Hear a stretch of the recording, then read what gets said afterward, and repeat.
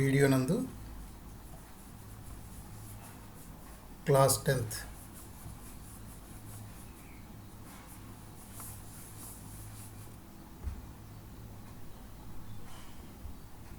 Statistics chapter 14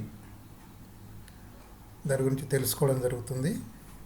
అయితే 10th class chapter 14లో ఉన్నటువంటి problems నేర్చుకునే ముందు స్టాటిస్టిక్స్ సంబంధించినటువంటి కంప్లీట్ ఇన్ఫర్మేషన్ గురించి అవగాహన ఉండడం అవసరం.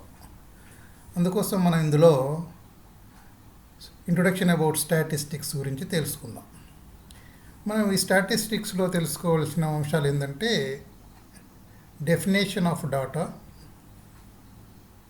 Collection of data, types of data, తర్వాత డాటా ప్రజెంటేషన్, ఎలా ఈ విషయాల గురించి తెలుసుకుందాం.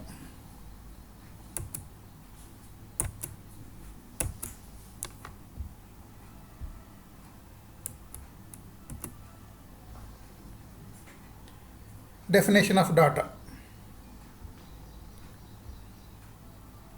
డెఫినేషన్ ఆఫ్ డాటాలో దాని డెఫినేషన్ ఏంది, డాటా యొక్క డెఫినేషన్ ఏంటంటే ఇన్ఫర్మేషన్ ఏదైతే ఉందో మనం కలెక్ట్ చేసేటువంటి దాన్ని ఇన్ఫర్మేషన్ అంటాం. Which is available in numerical form, అది న్యూమరికల్ ఫామ్లో ఉండవచ్చు, ఆర్ వెర్బల్ ఫామ్లో ఉండవచ్చు, లేదా గ్రాఫికల్ ఫామ్. 3 టైప్స్లో ఎట్లా ఉన్నా కూడా మనకు అవైలబుల్లో ఉన్నటువంటి ఈ 3 టైప్స్ ఆఫ్ ఇన్ఫర్మేషన్ను ఒక పర్పస్ను దృష్టిలో పెట్టుకొని, ఒక డెఫినెట్ పర్పస్ను దృష్టిలో పెట్టుకొని కలెక్ట్ చేసినట్లయితే దాన్ని మనం డాటా అంటాం. Example, weights of all the students in our class,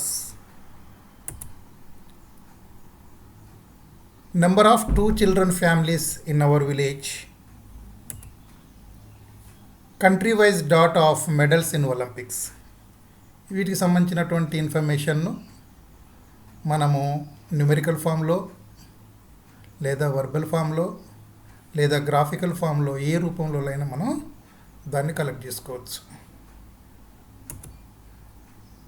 అయితే ఈ మనం కలెక్ట్ చేసినటువంటి డాటాను ఎక్స్ట్రాక్షన్ చేసుకోవడం, మనకు ఇక్కడ ఎక్స్ట్రాక్షన్ చేసుకోవడం అంటే మన పర్పస్ను మనం అందులోకి వెళ్ళి వెతికి లాగడం. Extraction of meaning from the data is studied in the branch of mathematics is called statistics. అంటే మనకు కావాల్సినటువంటి ఇన్ఫర్మేషన్ను, మీనింగ్ను డిరైవ్ చేయడానికి మనం చేసే ఎక్స్ట్రాక్షన్ను ఈ మ్యాథమెటిక్స్ ఫామ్లో స్టాటిస్టిక్స్ నేర్చుకుంటాం. ఇప్పుడు కలెక్షన్ ఆఫ్ డాటా. మరి డాటాను మనము 2 టైప్స్గా కలెక్ట్ చేసుకోవచ్చు.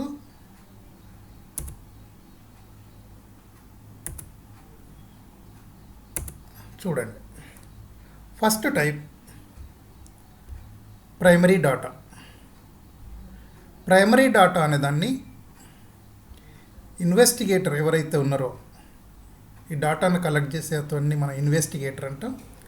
ఈ ఇన్వెస్టిగేటర్ డైరెక్ట్గా పర్సన్ టు పర్సన్ కానీ, డోర్ టు డోర్ కానీ, హౌస్ టు హౌస్ కానీ తిరుక్కుంటూ ఎంక్వైరీ చేయడం జరుగుతుంది. ఆ ఎంక్వైరీ చేసినటువంటి డాటా అనేది ఒక పర్టికులర్ ఆబ్జెక్ట్ని బేస్ చేసుకుని ఉంటుంది. ఆ పర్టికులర్ ఆబ్జెక్ట్ని బేస్ చేసుకున్నప్పుడు దాన్ని పరిధిలో మాత్రమే మన డాటాని కలెక్ట్ చేయడం జరుగుతుంది. అటువంటి డాటాను మనము ప్రైమరీ డాటా అంటాం. దీన్ని చదువుదాం ఒకసారి. The information is collected by an investigator with a definite or particular objective in enquiring directly, the data is called primary data. ఇక్కడ door to door, person to person అని చెప్పుకున్నాం. తర్వాత సెకండరీ డాటా. ఈ secondary data అనేది ఈ investigator door to door తిరగవలసిన అవసరం లేదు. తనకు కావాల్సినటువంటి సమాచారాన్ని ఏదో ఒక ఆఫీస్కు పోయో లేదా ఒక స్కూల్కి పోయో ఎక్కడో ఒక దగ్గర ఆల్రెడీ రికార్డెడ్గా ఉన్నటువంటి ఇన్ఫర్మేషన్ను కలెక్ట్ చేసుకుంటాడు. ఆల్రెడీ రికార్డ్ అయి ఉన్నటువంటి ఇన్ఫర్మేషన్ను కలెక్ట్ చేసుకోవడాన్ని మనం ఏమంటామంటే direct receiving, secondary data.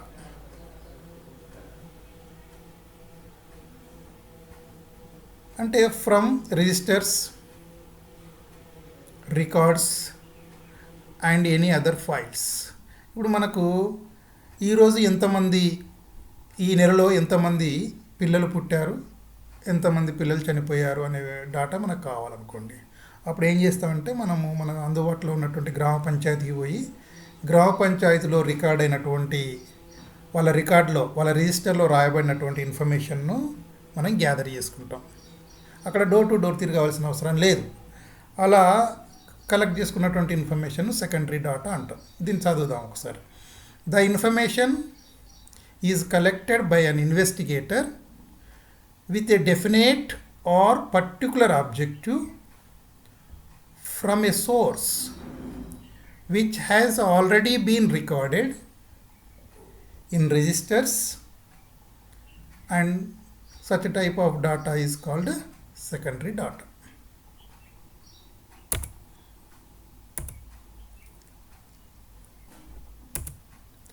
Presentation of data. Once data is collected, the investigator arranges in a meaningful way to understand at a glance. Investigator ఏం చేస్తారంటే కలెక్ట్ చేసుకున్నటువంటి డాటాను ఒక మీనింగ్ఫుల్ వేలో అరేంజ్ చేసుకుంటాడు. ఆ మీనింగ్ఫుల్ వేలో అరేంజ్ చేసుకున్నటువంటి డాటా చూడగానే అర్థమవుతుంది. మనకు చూడగానే అర్థమవుతుంది, ఎవరైనా అర్థం చేసుకునే విధంగా ఉంటుంది. మరి ఈ డాటాను మనం ఎలా ప్రజెంట్ చేసుకోవచ్చు, ఎట్లా దాని ప్రాసెస్, మనకు 10th క్లాస్లో మనకు అవసరమయ్యేటువంటి ప్రాసెస్ ఏంటిది? ఫస్ట్ మనకిచ్చినటువంటి మొత్తం డాటాలో న్యూమెరికల్ వాల్యూల్లో మ్యాక్సిమం వాల్యూను, మినిమం వాల్యూను మనం రికార్డ్ చేసుకుంటాం. మ్యాక్సిమం అండ్ మినిమం వాల్యూస్ను ఫస్ట్ రికార్డ్ చేసుకుంటాం. తర్వాత మ్యాక్సిమం వాల్యూ నుండి మినిమం వాల్యూని తీసేసినట్లయితే మనకు రేంజ్ వస్తుంది. రేంజ్ అంటే మినిమం వాల్యూ నుండి మ్యాక్సిమం వాల్యూకు మధ్యలో ఉన్నటువంటి నెంబర్ల యొక్క సంఖ్య. ఇక్కడ ఆ రేంజ్లో ఉన్నటువంటి ఆ నెంబర్లను మనం ఏం చేస్తామంటే కొన్ని క్లాసెస్గా, గ్రూపులుగా విడగొట్టుకుంటాం. అంటే ఈక్వల్ గ్రూప్స్గా విడగొట్టుకుంటాం అన్నట్టు. ఈక్వల్ గ్రూప్స్గా విడగొట్టుకొని ఏం చేస్తాం, ఆ గ్రూప్స్కి అనుకూలంగా దాని ఫ్రీక్వెన్సీని రాసుకుంటాం. అలా రాసుకోవడాన్ని ఏమంటాం అంటే ప్రిపరేషన్ ఆఫ్ ఫ్రీక్వెన్సీ టేబుల్ అంటాం. Preparation off frequency distribution table. ఈ విధంగా దాని ప్రాసెస్ అనేది ఉంటుంది. దాన్ని ఈ స్టెప్ బై స్టెప్ మనం దాన్ని ప్రజెంట్ చేస్తాం. ఇప్పుడు ఒక ఎగ్జాంపుల్ తీసుకుందాం. గణేష్ అనే student recorded the marks of 26 children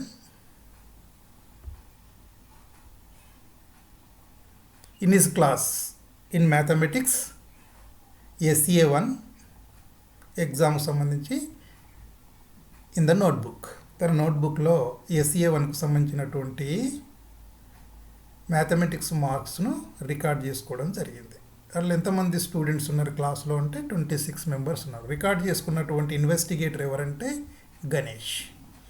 ఇక్కడ ఆయన ఏ టైప్లో ఇన్ఫర్మేషన్ గ్యాదర్ చేసిండో చూస్తే మనకు ఇండివిజువల్గా ఒక్కొక్క స్టూడెంట్ దగ్గరికి పోయి కనుక ఇన్ఫర్మేషన్ గ్యాదర్ చేస్తే ప్రైమరీ డాటా అంటాం. లేదు వాళ్ళ మ్యాథమెటిక్స్ టీచర్ దగ్గరికి పోయి తాను ఆ రిజిస్టర్లో మార్క్స్ రిజిస్టర్లో ఉన్నటువంటి పోస్ట్ చేయబడినటువంటి మార్క్స్ను కనుక రాసుకున్నట్లయితే దీన్ని సెకండరీ డాటాగా తీసుకుంటాం. సరే, ఆఫ్కోర్స్ ఏదైనా ఇప్పుడు ఇక్కడ ఉన్నటువంటి డాటాను దీనికి మనం ఒక ఫ్రీక్వెన్సీ డిస్ట్రిబ్యూషన్ టేబుల్ను తయారు చేసుకోవాలి. Preparing frequency distribution table. ముందు ఏం చేస్తాం, మ్యాక్సిమం వాల్యూని రాసుకుంటాం. దాంట్లో ఇచ్చినటువంటి డాటాలో మ్యాక్సిమం వాల్యూ 94, తర్వాత మినిమం వాల్యూని రాసుకుంటాం. మార్క్స్ అతి తక్కువ మార్కులు 12, 12 మార్క్స్ వచ్చినటువంటి వాడు లీస్ట్ క్యాండిడేట్. అంటే ఆ క్లాసులో 12 నుండి 94 మార్క్స్ మధ్య మాత్రమే వచ్చినాయి. 94కు పైన లేవు మార్క్స్, 12 కంటే తక్కువగా కూడా లేవు. ఈ మధ్యలో ఉన్నటువంటి నెంబర్స్ని అన్నింటిని మనం రేంజ్ అంటాం. చూడండి, range equals to maximum value minus minimum value. 94 కంటే ఎక్కువ లేవు, 12 కంటే తక్కువ లేవు. టోటల్గా ఈ రెండు నెంబర్ల మధ్యలో ఉన్నటువంటి మిడిల్ నెంబర్స్ 82 ఉంటాయి. ఈ 82ను ఏం చేస్తామంటే మనకు నచ్చిన విధంగా క్లాస్ ఇంటర్వెల్, క్లాస్ విడ్త్ తీసుకుంటాం. ఈ క్లాస్ విడ్త్ తీసుకోవడం అనేది 5 గ్రూప్ చేసుకోవచ్చు, 10 గ్రూప్ చేసుకోవచ్చు, 15 చేసుకోవచ్చు, 20 చేసుకోవచ్చు. మన అవసరాన్ని బట్టి మనము ఆ ప్రాబ్లమ్ని ఈజీ చేసుకోవడానికి అనుకూలంగా డిసైడ్ చేసుకోవడం జరుగుతుంది. ఇక్కడ నేను మాత్రము క్లాస్ ఇంటర్వెల్ 10గా తీసుకున్నా. అంటే ఈ 82 మార్క్స్ను 10 ఉండే విధంగా గ్రూప్స్గా విడగొడుతున్నాం. ఒక్కొక్క గ్రూప్ను మనం క్లాస్ అని పిలవడం జరుగుతుంది. అయితే మనకి ఎన్ని క్లాసులు ఏర్పడే అవకాశం ఉంటుంది అంటే, ఇక్కడ 82 అంటే 10 ఈక్వల్ గ్రూపులుగా చేస్తే మనకు 8 గ్రూప్స్ మీద ఇంకొక 2 నెంబర్స్ మిగిలి ఉంటాయి కాబట్టి దాన్ని కూడా ఒక గ్రూప్గా ట్రీట్ చేస్తాం. అంటే 9 గ్రూప్స్గా చేసే అవకాశం ఉంటుంది.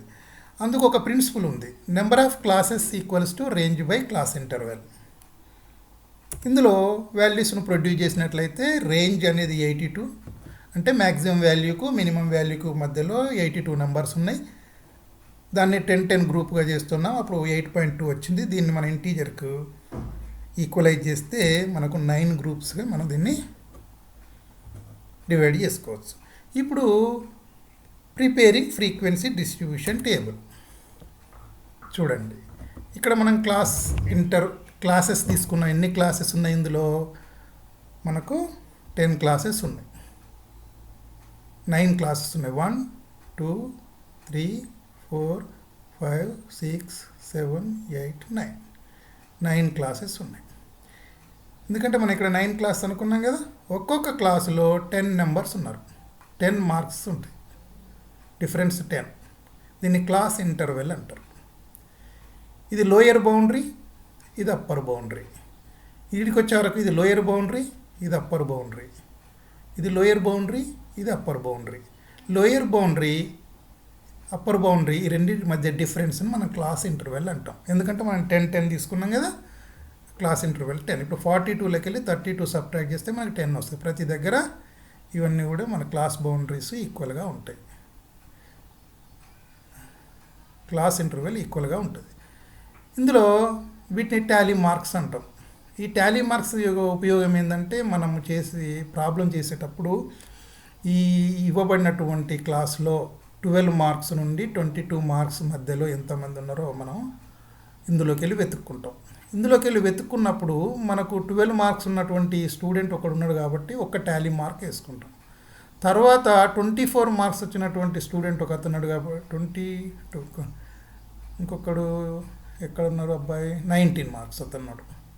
ఈ 19 మార్క్స్ అన్నీ ఇక్కడ రాసుకున్నాం. అంటే ఇందులో 2 స్టూడెంట్స్ మాత్రమే ఈ క్లాస్ విడ్త్లో ఉన్నారు. కాబట్టి దీన్ని ఫ్రీక్వెన్సీ ఏమైందంటే, ఫ్రీక్వెన్సీ అంటే ఈ లోయర్ బౌండరీకి అప్పర్ బౌండరీకి మధ్యలో ఉన్నటువంటి నెంబర్ల సంఖ్య 2, దాన్ని మనం ఫ్రీక్వెన్సీ అంటాం. ఇక్కడ frequency nothing but number of students. అదేవిధంగా ఇక్కడ చూడండి 62 to 72 ఈ రేంజ్లో ఈ క్లాసులో చూడండి మనకు 6 మెంబర్స్ ఉన్నారు. 6 మెంబర్స్లో 4 మెంబర్స్ రాసుకున్న తర్వాత 5th నెంబరు దీన్ని క్రాస్ చేయడం జరిగింది. మనం టాలీ మార్క్స్ 5 గ్రూప్స్ చేస్తాం అన్నట్టు. 5 మెంబర్ ఒక గ్రూప్. తర్వాత ఈడ కూడా 5 అయితే మళ్ళీ అది ఈ విధంగానే ఉంటుంది అది. కానీ ఇక్కడ 1 మెంబర్ మాత్రమే ఉన్నాడు కాబట్టి టోటల్గా ఫ్రీక్వెన్సీ 6. అంటే ఈ మధ్యలో 62 to 72 మధ్యలో వచ్చిన వాళ్ళు 6 మెంబర్స్ ఉన్నారు. ఈ విధంగా మనము ఫ్రీక్వెన్సీ డిస్ట్రిబ్యూషన్ టేబుల్ను తయారు